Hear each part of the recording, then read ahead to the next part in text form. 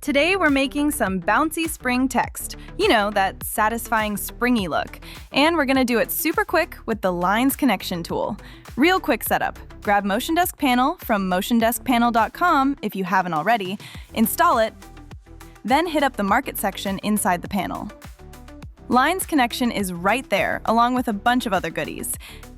Easy peasy, let's get into it. Alright, so I've got this large text comp ready to go. First thing, I'm creating null objects and positioning them along my letters. These nulls are basically going to be our connection points. Let me start with the letter B. I'm covering the letter with nulls to define the shape. Then I'll select all my null layers and fire up Lines Connection from the panel.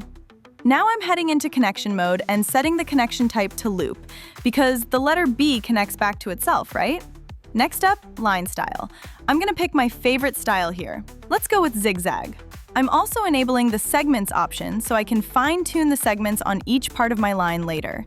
Hit connect layers and there we go. Now you'll notice the middle part of the B didn't connect. That's totally fine. I'll just select those two nulls separately and hit connect layers again.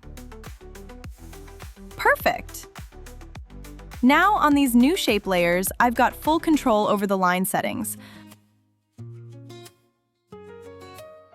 Plus, if I select any null individually, I can adjust its segments to get that nice, even zigzag look across the whole letter. Super flexible.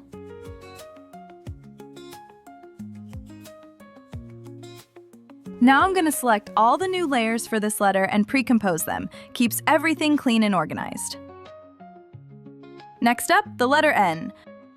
For this one, we only need 4 null objects, one on each corner of the letter. I'll place them, then head back to the tool. This time, I'm setting connection type to chain instead of loop, so the start and end won't connect to each other.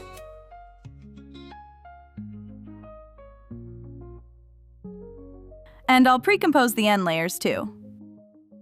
I already went ahead and did the letter C on my own. Now for the animation. Let me jump into the B composition. I'll select all my null objects, hit P to bring up position, and set keyframes so everything drops down from outside the frame. Then I'm going to offset each layer by a few frames to get that staggered, cascading look. Way more dynamic. And here's where it gets fun. We need the Bounce On tool. I'll grab that from the Market in my panel, install it real quick, and apply it to the position property of my layers.